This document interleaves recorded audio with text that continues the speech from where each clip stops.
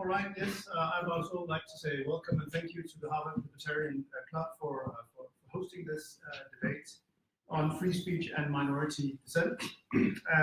It's a great privilege for me to be hosting it.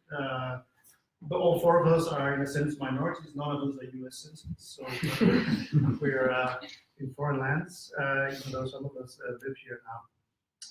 And I think it's very fitting that today's debate take place in the Boston area, because in 1860, events took place not very far from here that are directly relevant to our discussion.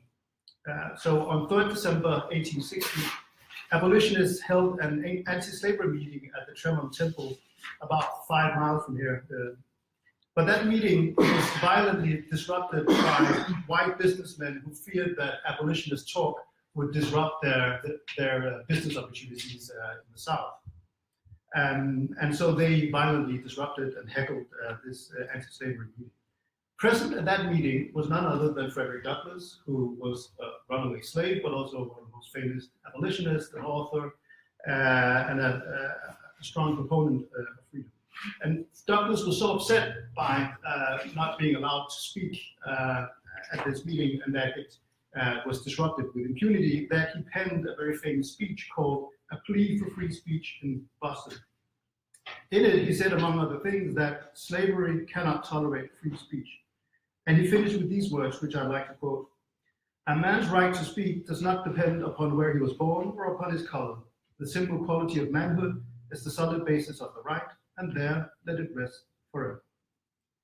But today, many of those who fight for equality and non-discrimination have strayed from Douglas' view.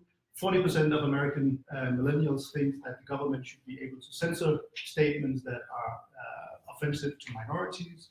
We've seen numerous cases where anti-racist activists have disrupted speakers they perceive to be racist or offensive on colleges and campus. So with us to discuss whether free speech is an ally or enemy of minority rights, we have an outstanding panel. They've already been introduced, so there's no need for me to do that again. I'm going to let each speaker have 10 minutes for opening remarks. Then we'll have a 30-minute discussion among the panelists, and then we'll open up for a Q&A with each and every one of you. I very much hope that you will contribute with your best arguments and critical reflections on this important topic. The order will be Faisal, Flemming, and Mustafa. So without further ado, Faisal, the floor is yours. 10 minutes, and I'm timing. Hello, everyone. On April 2003, the United States invaded my home country of Iraq with the claim that removing a dictator like Saddam Hussein will directly result in a Jeffersonian democracy in the Middle East. Well, that didn't work well. The country went into a civil war and chaos, and minorities started fleeing the country due to persecution. In 2003, the Christian population of Iraq estimated at 1.4 million. In 2016, they become 275,000. So you do the math. I mean, my ancestors are very algebra, but I suck at math as well. The Yazidi population fell by 200,000, which is not a big minority anyway. The Mandean population, which is a religion that believes that John the Baptist was a figure just like Jesus, decreased by 90%.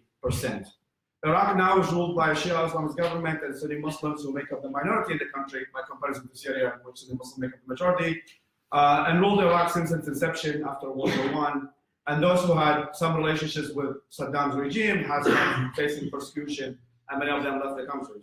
What the Americans forgot and did not understand that to build any form of democracy with giving the people the right to vote is not enough. Minority rights, protecting of minority views and unpopular opinions or beliefs from ruling majority population or government are a central piece of building a democracy. Franklin Roosevelt, FDR, he said, freedom of conscience, of education, of speech and assembly are among the very fundamentals of democracy, and all of them would be nullified should the freedom of press can be successfully challenged. In Saddam's Iraq, we had freedom of speech, if you never criticize Saddam Hussein. And now you can criticize America, you can criticize Israel, capitalism, but that's pretty much it. And in today's Iraq, we have freedom of speech too, but terms and conditions apply. That if you criticize any militia or you criticize any, now there's a militia called the PMF and others, if you criticize them, you might be killed and militia. What is sometimes unfortunately forgotten is that free speech is not about protecting views held by the majority, but it's about protecting the minorities and minorities within minorities and unpopular opinions. And what we also sometimes forget is there are differences between minorities as well. One of my favorite jokes is that if you ask two rabbis, they give you three opinions. And while we sometimes look at minorities as one monolithic group with one point of view, as sometimes happens in representation, is that we want the Muslim representative, the Christian representative, the atheist representative, etc. There are minorities within minorities, and sometimes these minorities are the first victims of their own community.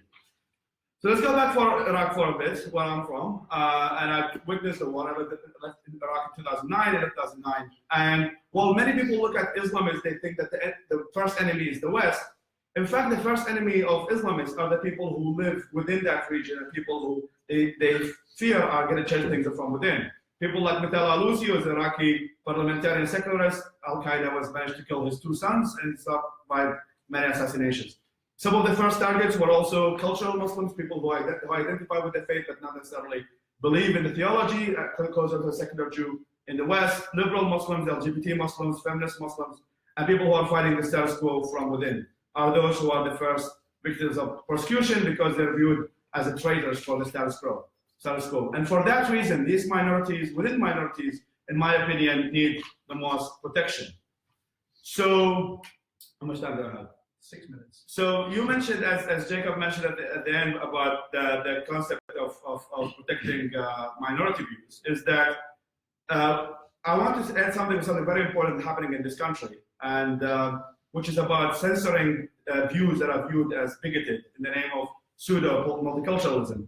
And what's happening is that they are intentionally trying to confuse human beings who are Muslims, people who happen to be Muslims or Christians, with their ideas, and they think that both of them deserve equal protection. And in my opinion, I call bullshit on that. I would say that humans have rights, cultures and traditions and beliefs don't, and they should be up to debate, discussion, and criticism. So any idea should be up to all debates, and respecting human rights is more important, in my opinion, than respecting their ideas. Humans have rights, cultures, beliefs don't have rights, and they evolve or devolve, in some cases that we have seen in the United States, with the human experience. And I would go further in saying that you cannot be a bigot against a set of ideas or any ideology.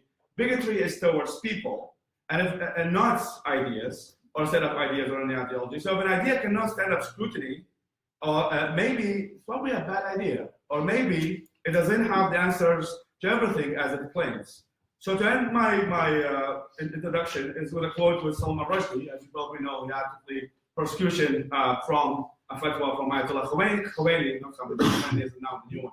It's hard to differentiate. They both start with Shah, that's great. Even though for Arab speaker, that's easy for me. He said that the moment you say that any idea system is sacred, whether it's a religious belief or a secular ideology, the moment you declare a set of ideas to be immune from criticism, satire, and contempt, freedom of thought becomes impossible. Thank you very much.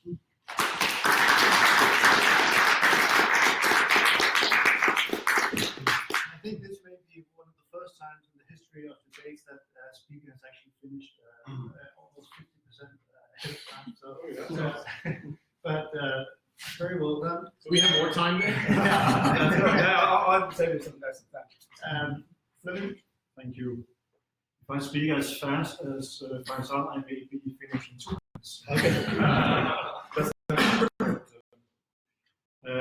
I want to thank the Critical Thinking Youth Program for inviting me, and Ideas Beyond Borders, and the Ayaan Foundation. It's nice to be here.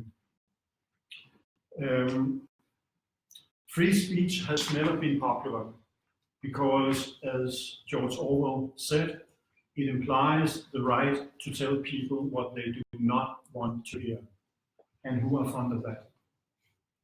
In many ways, free speech goes against human nature, and so does tolerance. That is our capacity to listen to speech that we dislike or hate without resorting violence, threats, or intimidation. To appreciate the benefits of free speech, we need education, practice, and cultural freedom that is being nurtured on a daily basis. Last year, the magazine Commentary asked if free speech is under threat in the US, to which one of the respondents replied, yes, of course, free speech is always under threat, because it's not only the single most successful idea in all of human history, it is also the single most counterintuitive. Tonight we are debating why free speech matters to minorities. It matters a great deal. In fact, I think it's one of the key reasons why it's important to defend free speech. And in a moment, I'll explain why. But before I do that, I want to say a few words about identity, minorities, and power. Identity, that is, having a sense of who we are, where we come from, is fundamental to human beings, independent on culture, religion, and ethnicity.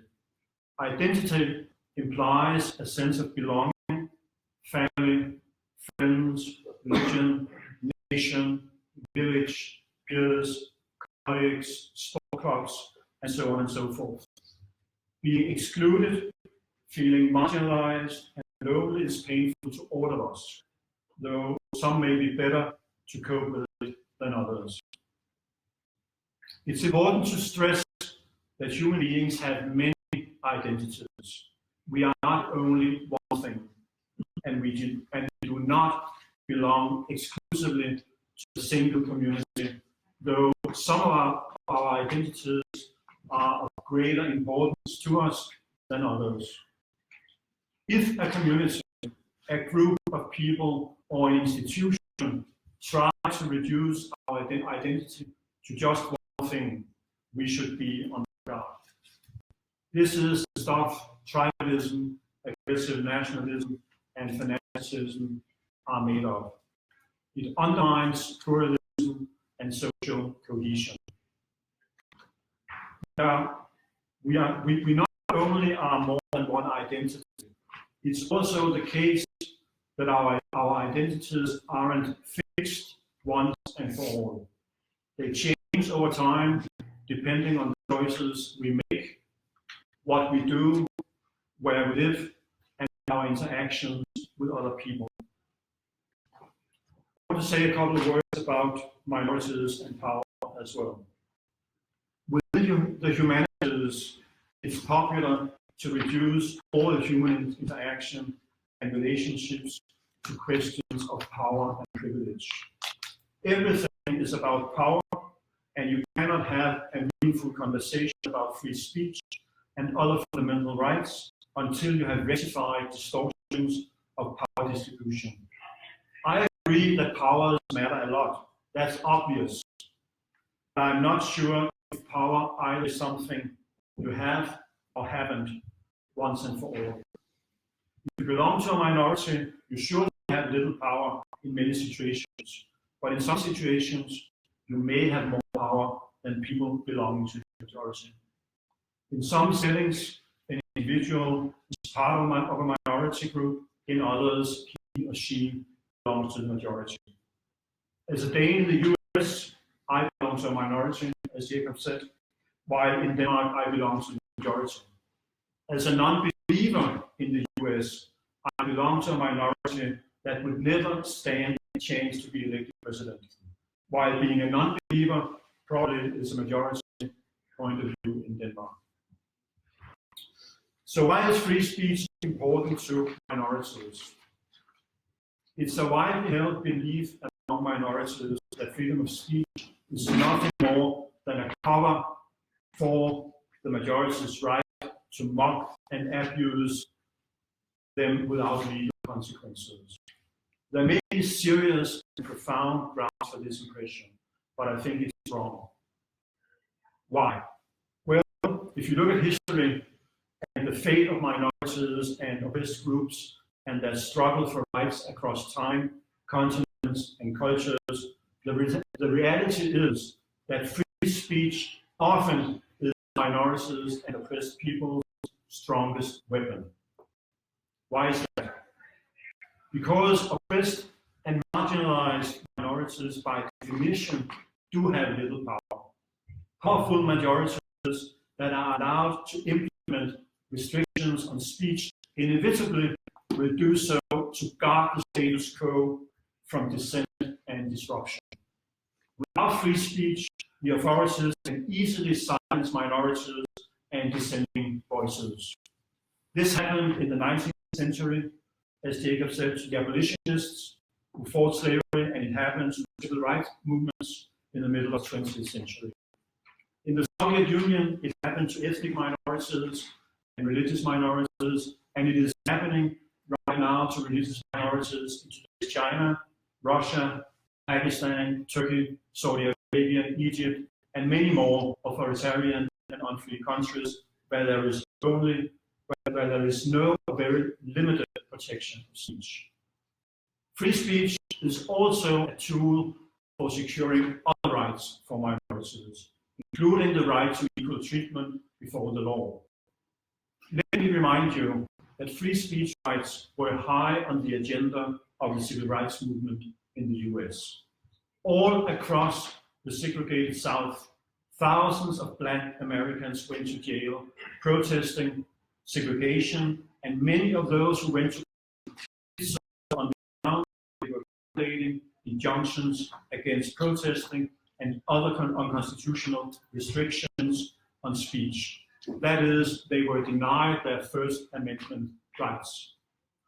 Granting majorities the right to determine when speech is harmful and when to censor it only invites further oppression. It's easy to think of the civil rights movement as a campaign against segregation, which certainly what it was, but it was also a campaign for the full spectrum of rights, including freedom of expression. I want to tell a story from today's Netherlands that illustrates why minorities should be careful what they wish for when they support hate speech laws. A couple of years ago, the Dutch politician Geert Wilders was convicted for hate speech against Moroccans during an election campaign in the Netherlands. Fine, supporter of hate speech laws would say. However, if Wilders were to get a majority in the Dutch parliament, and that cannot be excluded, he would like to use the very same hate speech laws against the Muslim community in the Netherlands and ban the Quran. It means that it only takes a different political majority to turn laws intended to protect minorities against those very same minorities. Finally, I would say it's crucial to keep in mind that the most important minority in any society is the individual. It is the individual that enjoys rights, not nation states, religions, certain versions of history, or cultures. Too often, we tend to focus on groups, not on individuals. We let imams speak on behalf of Muslim communities without having a democratic mandate to do so. We look at minorities as if they constitute homogeneous groups with uniform opinions. That's not the case. There is a diversity of opinion and ways of life within minority communities. In doing so, we betray the minority within the minority, the individuals within the community that do not conform to the dominating social norms on issues of faith, sexuality, politics, relationships between men and women, and so on and so forth. So when we talk about minorities, we should not forget the most important minority in any society is the individual.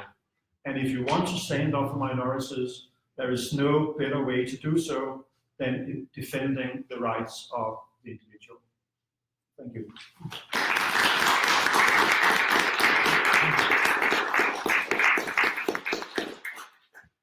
Mustafa, the floor is yours. Can I use more than 10 minutes? Donate from Iraqi-born. Thanks so much, brother.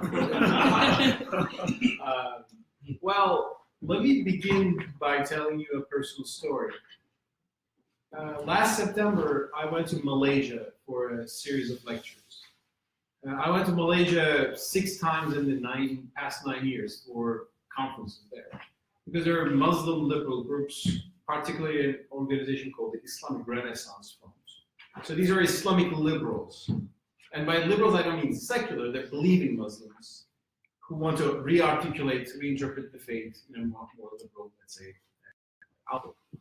And I had translated my book, Islam Extreme Muslim for Liberty, into Malay before. So the Malay edition was already out there. They invited me to a few events, additional conference. And I went from all the way from Malaysia to Malaysia, which is the other end of the planet. And one of the panels were titled, "Does freedom of conscience open the floodgates of apostasy?" And I'm a defender of freedom of conscience as well as freedom of speech.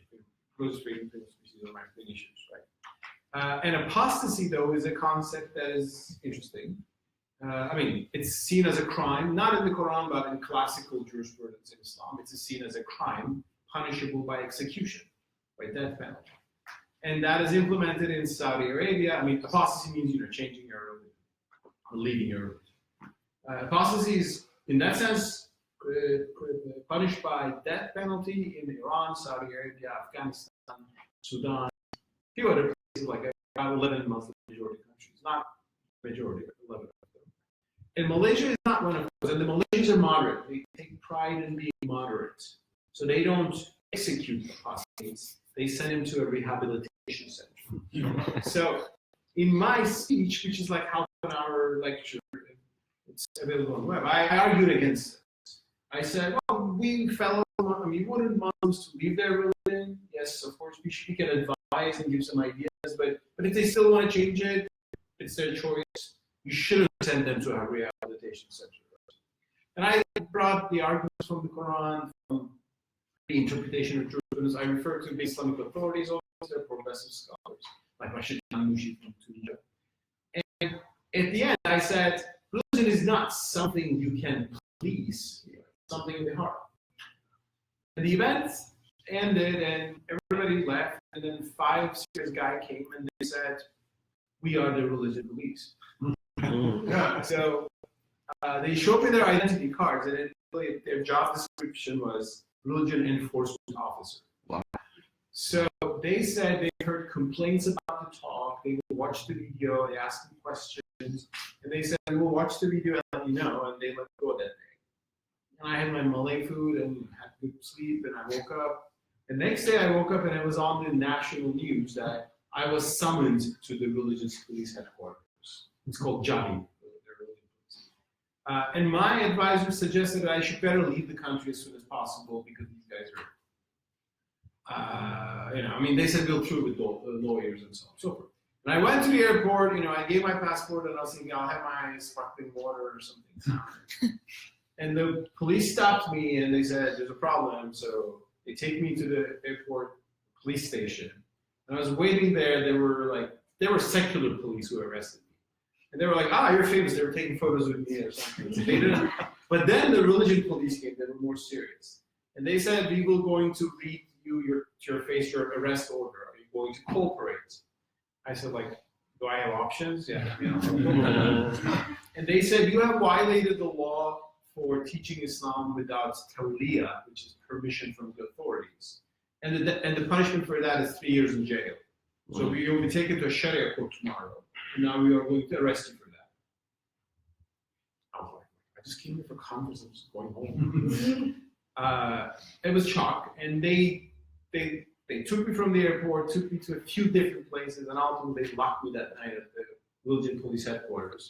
That was the first time in my life, I heard the Quran. I'm a Muslim, and it sounded threatening and oppressive because it was the religion police. You're hearing that. Anyway, the next morning they took me to the Sharia court. They questioned me for 2 hours. At the end, they let me go, and I was able to leave the country until 4 hours later. I was like, "Here, they let me go." I later learned that it was possible through some diplomacy. My father called Turkey's former president, not Erdogan, the one before that, and he's a good friend of the Malay Sultan. He called the Malay Sultan, and the Sultan told the court to release me. So I was like, "Go, thank you to that," but it could have been longer. And they were so obsessed with me quoting the Quran. There was a small part of a verse in the Quran, La ikraha fid din, which means no compulsion in religion. So, I mean, that's the kind of the liberal motto, the liberal Islamic motto. You write it on the wall, no compulsion in religion, against all the Islamic authoritarians, right? I kept quoting the verse, so they were so angry at me for quoting the Quran without permission. And then before getting on the plane, I checked how they interpret the verse. And I entered their website, it's still, I mean, you can check jakim.org, jakim.my. And in English translation, they do exactly what the Saudis do. No compulsion in religion is edited with parentheses and a few words in there. So no compulsion in religion becomes no compulsion in religion while accepting Islam. So no compulsion in religion to make you enter the religion. But once you enter, like Hotel California, you can't never leave. You can never leave. Right? And also, you have to be in it, plus the religion police has authority over it. So they can check, punish you for drinking more Ramadan. So that's the logic of what I call Islamic authoritarianism, which is pretty mainstream in classical jurisprudence. But now, against that, people have been arguing, and we refer to, of course, Quran and reinterpretation and other things. But the point was that I was not a secular atheist condemning Islam. No, I'm not. I'm a Muslim. I'm proud of that. I'm an Islamic reformer or liberal, and I was making an argument from the Quran, and they were making an argument from the Quran as well. So this is also what is going on in the Muslim world today. There are secular, of course, critiques of religion. There are like kind of very anti-clerical voices. I respect what they do, I agree or disagree, whatever. But also there are these kind of people who try to change, bring change within. And that is actually sometimes a bigger problem for those people. And I mean, I'm lucky I just got saved by 18 hours of detention in Malaysia, but we have so many examples of in the past couple of decades of people killed, executed for apostasy, although they're not actually apostates. I mean, they are still proud Muslims, but just they offered a different interpretation of Islam. In Sudan, for example, Mustafa Akyol was executed in 1985. He just offered a different reading of the Quran. He was a pious Islamic scholar. He just said, you know, Quran's legal verses are more historical, the theological message is more universal, let's focus on that. So he just made the theory upside down. There's a theory of abrogation, so he just made it go upside down. They executed him for that in 1985. In Egypt, Nasser Abu Zaid, an important Islamic scholar, again, he offered a reading of the Quran by more seeing the context of it and understanding that it's more contextual. God is saying something, in that society it made sense that way, we should re-understand it today. That's the kind of basic liberal argument. And he was condemned as an apostate. In Egypt they don't kill apostates, but still he was under threat. The Egyptian authorities forced him to divorce his wife. Because if you're an apostate, your wife is Muslim, you can't stay married. I mean, because Muslim women are not allowed to marry non-Muslim men. So the man, Nasser Abu Zaid and his wife fled Egypt in 1995. They could be vigilante attacks or something. And silently, years later, they returned back and he silently died there. But he had to shut down. Now, and that is the thing, and one more thing. And this is all happening. There is obviously Islamic authoritarianism. And you have seen that in the attacks of that, being the target of that. And of course, some people see this religion as oppressive and secular ideas will say this. I respect that. But I'm saying, well, we actually can reinterpret religion. And it has happened in Christianity through the Enlightenment. And I think it is beginning to happen in Islam. And that's why there's so much rage against Muslim reformists or liberals by these people. One more thing. After I left Malaysia, my book was banned by the government. Actually, the Vice Prime Minister declared that Mustafa Akyol's book is banned in Malay and English editions in both. What a marketing. Sorry? What a marketing. In marketing, although, I mean, still, I don't know how to say what Malay they're doing, but I mean, it's banned. It helps. I mean, at least, you know, publicity. And he didn't say this guy is a heretic, and he didn't say, quote the hadith. He said he's disrupting the harmony of Malay society. So is harmony a bad thing? You know, harmony is a nice thing we should all like. I mean, harmony is not a bad thing, but it's a liberal value, maybe. You know? But I was disrupting the harmony of Malay, like I was disrupting, because basically I was saying, if Malays change their religion and become Christians or atheists, that's fine. That disrupts the Malay order because the Malay constitution says Malays are Muslim. So constitutionally, an ethnic Malay is defined as a Muslim. So the Malay changing the faith disrupts their harmony because the harmony they understand is a blueprint imposed on society by authorities. And when people do these things, they sometimes find examples in the West, not the exact same thing, but say, oh, the West does the same thing too. Is everything allowed in the West? Can you say everything allowed in the West as well? No, these are banned. They do what I call whataboutism. So that's why the level of freedom of speech and freedom in general in the West is important, because if it lowers here a little bit, others will get the idea and they will multiply it by 5. And I see that, for example, just one more minute. I see this in Turkey today, for example. Today, Turkey is in a crisis with free speech and everything. The Turkish government, for example, recently arrested people who said no to war on Twitter. Turkish government is fighting against Kurdish militants that Turkey considers as terrorists. Okay, that's whatever. Opposing that in itself became pro-terrorist propaganda.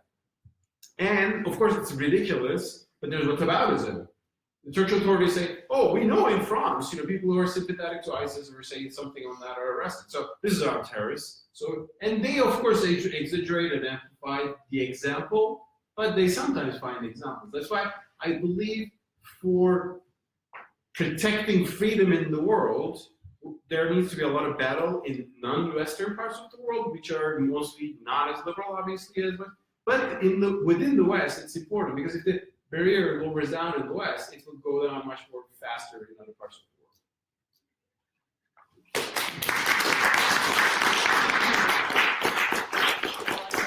Concludes the opening remarks. We'll have around 30 minutes discussion among you.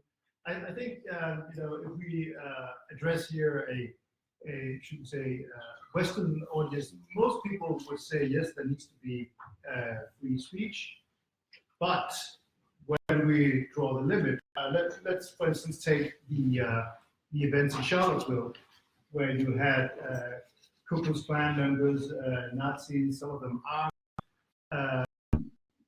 coming with the most vile, hateful messages. Does free speech, does it really protect, does it really protect minorities? Is it important for minorities to allow even such a degree of free speech that you have hooded members of the Ku Klux Klan or people with swastikas standing in front of a synagogue?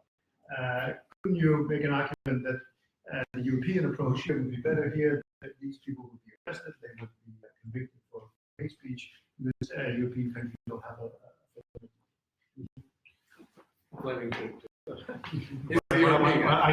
I think, in fact, that Charlottesville is a bad example because, as you said, they were armed, and they were out to fight, and okay, but they were there let's take away the guns and just talk about the swastikas. I think that's a different story, because I would contrast Charlottesville 2017 with Skokie 1977. In Skokie 1977, you had U.S. American neo-Nazis marching, wanting to march through a town inhabited by Holocaust survivors, and the Skokie Nazis were in fact defended by Ayaan. Then I think he was chief lawyer of ACLU at that time, himself a survivor from the Holocaust. And he said, I'm not doing this because I'm some kind of Jesus figure or idealistic. It's because I think that my rights as a Jew and as a child of the Holocaust victims is best served by protecting the right of by protecting this kind of speech, and I think that's exactly true.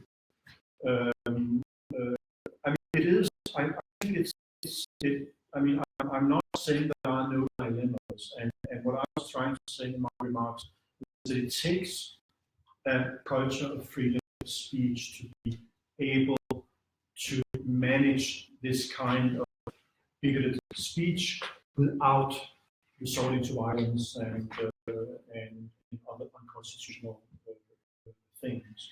But I would defend these people's right to hate speech as long as it does not transgress into specific call to violence and violent actions.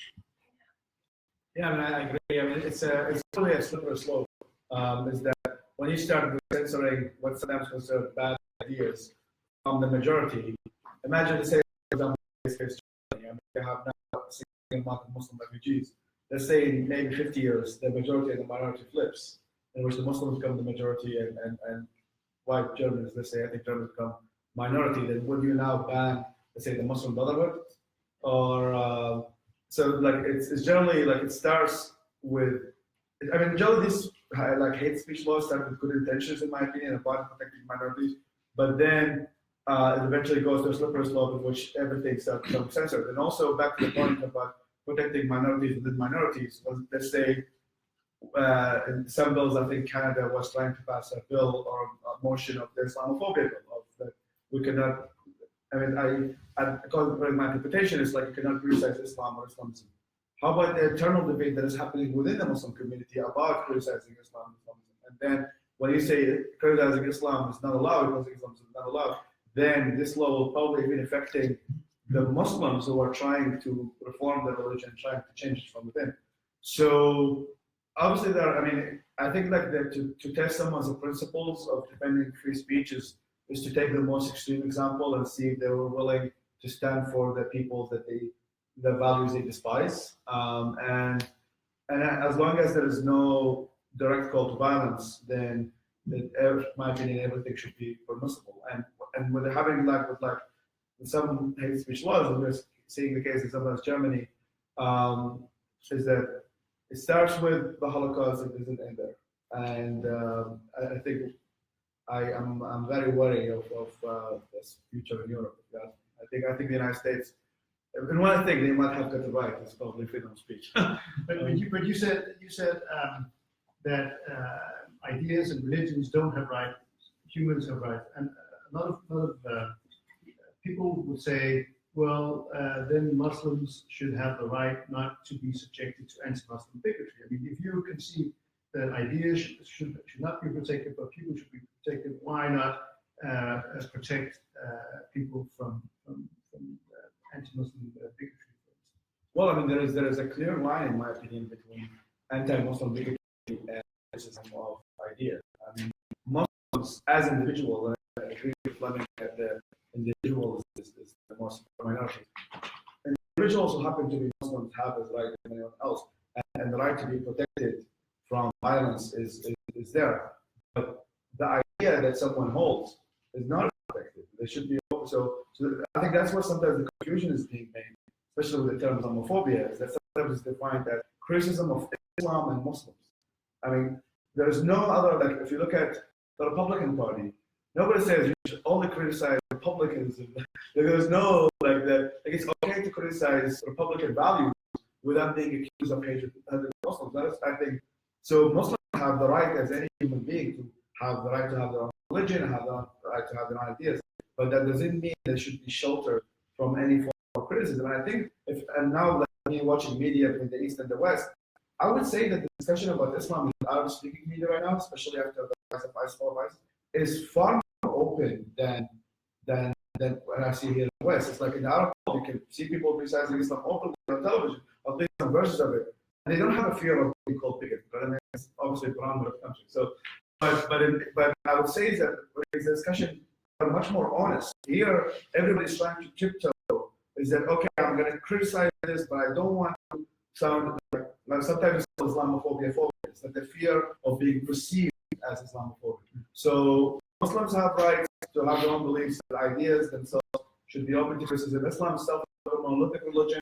Sometimes different Muslims agree with each other or disagree with each other. So Muslims have that to belief, but doesn't mean that that belief cannot criticize or deal with. But sometimes, as a liberal believing Muslim, you get get caught between a rock and a hard place because you get arrested in Malaysia and conservative authoritarian Muslims are after you, and at the same time you get Europeans who are very critical of Islam, who will say taqiyya or whatever. They will say that you I'm going to call it Trojan horse of Islam exactly. in the Yes, West. yes, exactly. And they would insist that you might sound liberal, but your real agenda is to impose Sharia law. Yeah. I got that. Plus, for example, funny, in Wellesley College, where I'm now, right a week before going to Malaysia, I had given a lecture titled "Is Islam Compatible with Freedom?" And I was criticized by a few Wellesley students and professors that the title sounds Islamophobic. Because I'm hurting the Muslim students. Of course it is compatible. Is there a question about that? Well, there is a question about that, and I saw it in Malaysia. That's actually there. I said, well, I'm going to Malaysia and I'll talk about that. And trust me, there are some people who think they are not. In Malaysia, they condemn liberalism and human rights-ism. Officially, these concepts are condemned by the authorities. So they see it as an ideology which has to be denied. So obviously, those people think they're not compatible. So in the West, I think, the discussion about Islam is polarized and both sides one left liberal response, which is, of course, there's no problem. Everything is the same. We're all the same. There's just hatred against Muslims, and it's not that simple. And on the right, of course, there are the people who want to see all Islam in a broad brush and deny that there are nuances within it, and wants to see that the best Muslim is Al Qaeda, and all others are Trojan horses. And that's nonsense too. So I think a more nuanced discussion about Islam is needed. But to the question that you raised, I agree with the basic idea. Threats, death threats. An incitement to violence and a kind of narrative which says violence is coming to you.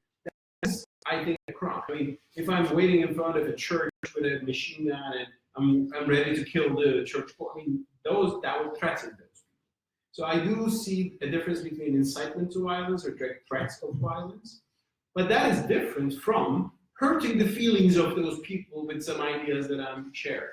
So that is becoming sometimes bad, and I don't accept that. People should have all the right to say whatever they think about Prophet Muhammad and criticize him, and as a Muslim, I should hear what they're saying and respond to that, or even maybe not want to discuss that, but that should itself not be a crime. Or similarly, for example, and this is a big whataboutism example, Holocaust denial laws in Europe. Iranians make a big deal about that, because they say, oh, freedom of speech.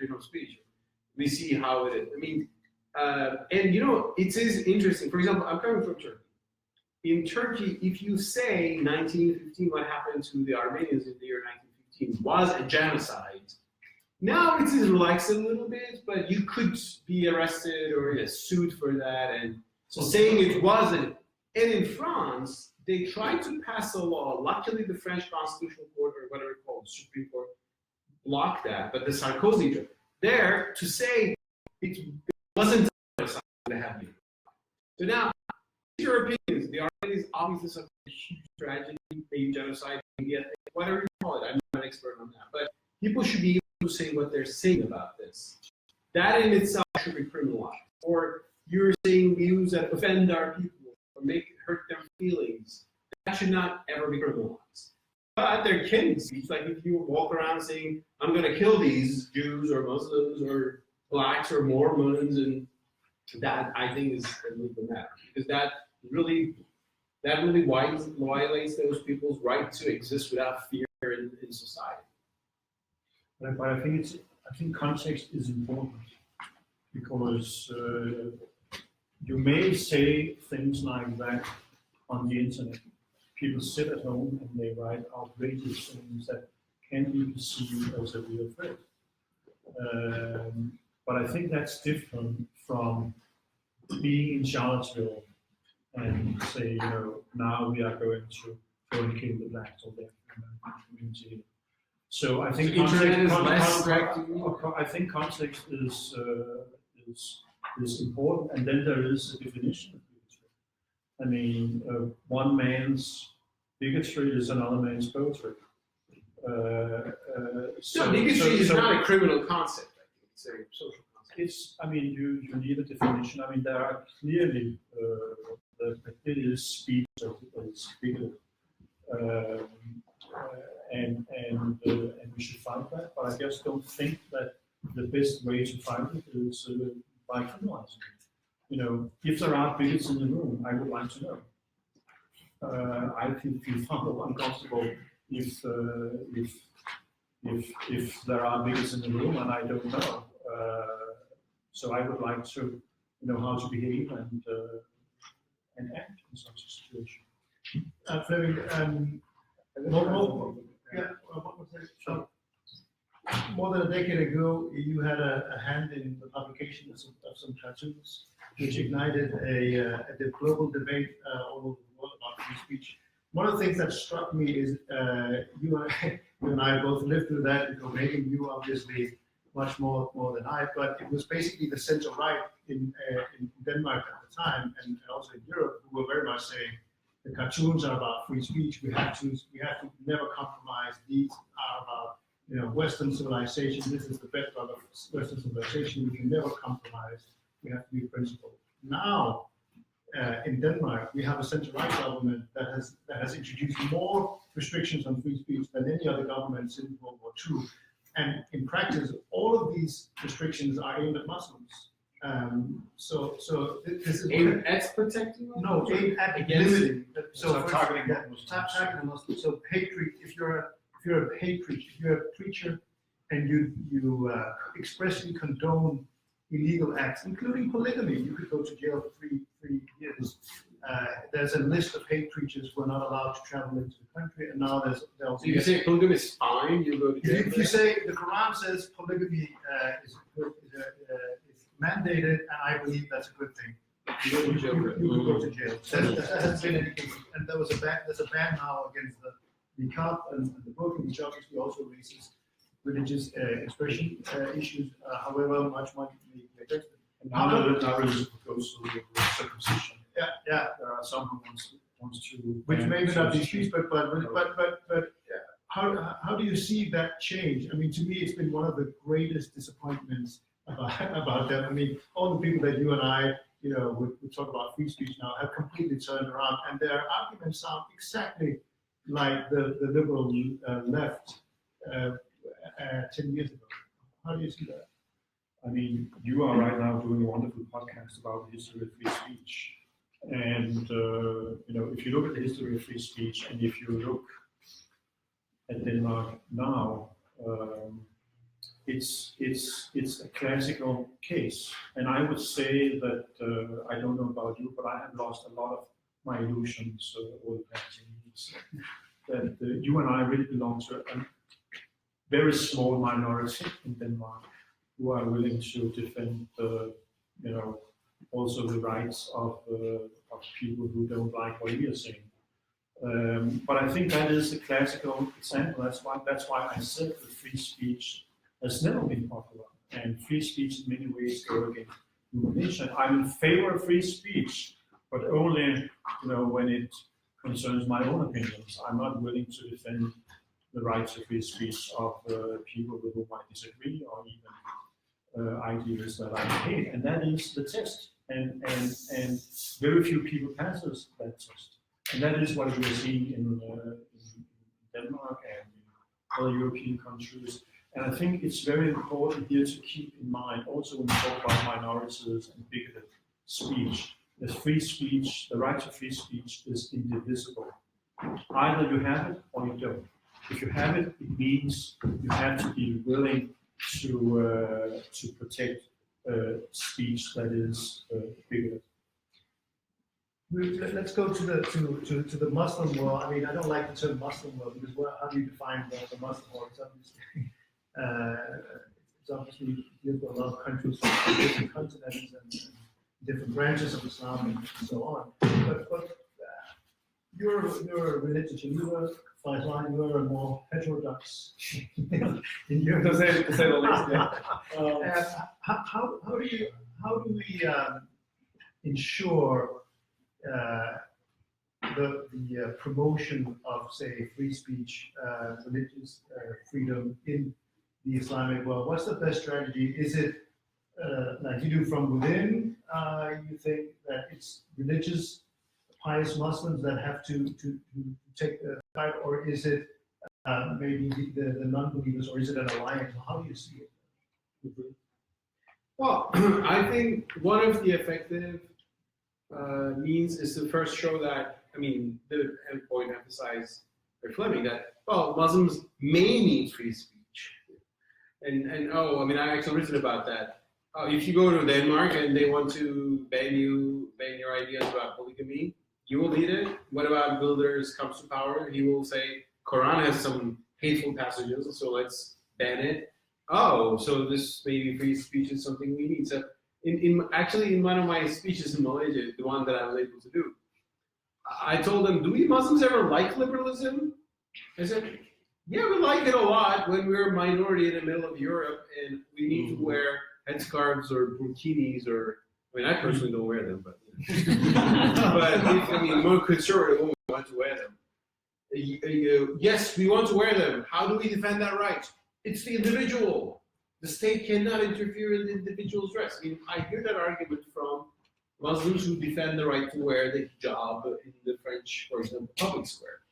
That's great. I love that. I support that. But let's take that idea then to Saudi and to Iran too. So that's a principle. So pushing Muslims to understand that this is not something that they will always see, oh, the others need that. No, you may sometimes need that. So you have to think this. That's one thing. The other thing is that to show that they also need free speech because there is no one interpretation of Islam. I mean, if you go, I was in actually a conference in Harvard last weekend, so there were the Shia Muslims complaining that there's no Shia mosque in Saudi Arabia, and or maybe there are very remote ones and suppressed community. If you go to Iran, no, it's the Sunni community that complains from suppressed. So you need free speech for Muslims, yes, and depending on where they are, it can change. So that whole, and one thing I emphasize, like, who is the first person? What is the first person most famous in Islam killed for, executed for apostasy? He was Ghilan al-Dimashqi, a theologian who was executed by the Umayyad dynasty because he defended the idea of free will against predestination. And you know why predestination was very important for the rulers?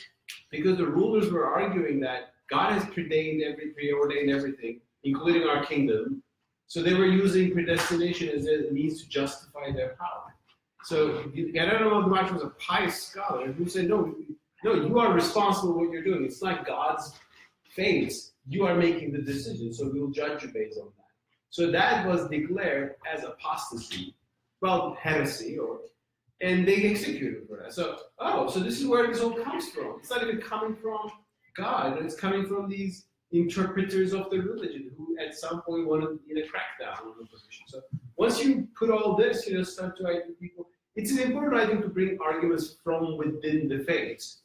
Rather than, I mean, Salman Rushdie wants to write that book and say something. I mean, I defend his right to say that, but that in itself is not just enough. And to show that, you may need that. And maybe the ban is already coming from these kind of very temporal sources, not even from divine. So I think explaining those things sometimes helps.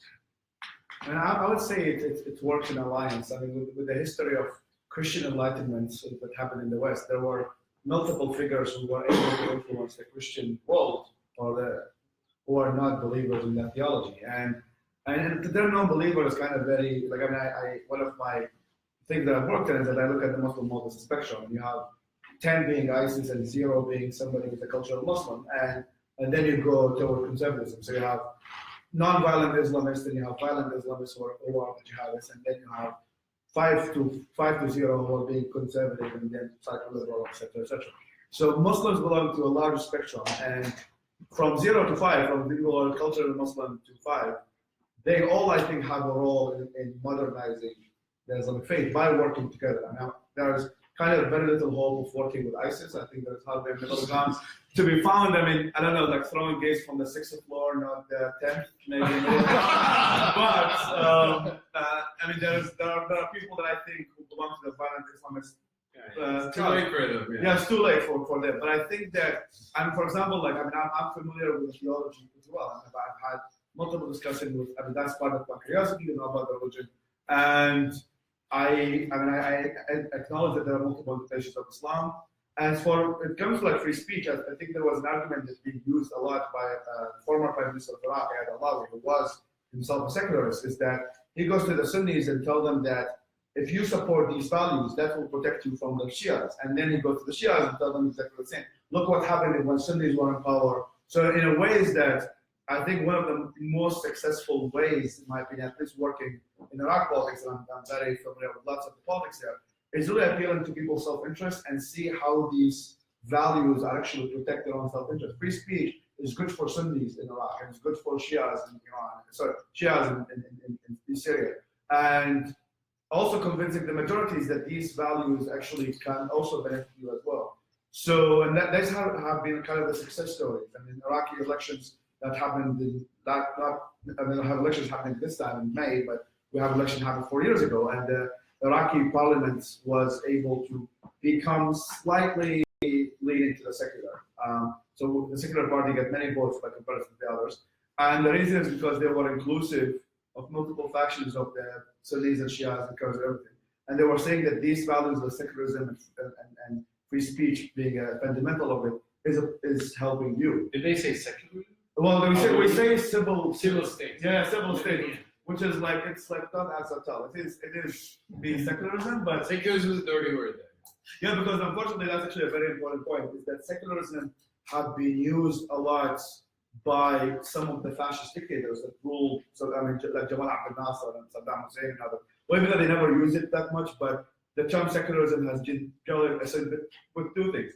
Uncle Toms, quote unquote, coming from the West or trying to tell us what to do, and fascist dictators. So now, kind of as a PR move, is that some of the politicians are calling what's called civil state, which is for civil liberties, and that means separation of mosque and state, which is exactly the same. But and also, like recently, Mustafa Sadr, who used to be one of the most, I would say, I'll put him in the violent Shia, and he was part of the Mahdi army that eventually, like, was responsible for killing lots of Sunnis. But he recently came out in support of the civil state because it's kind of a status struggle. Is that if the theocracy is going to happen, he's not going to rule it. So he was like, okay, maybe it won't be my theocracy. Yeah, it won't be. Yeah, it's like to quote FDR. It's like he's a son of a bitch, but he's not our son.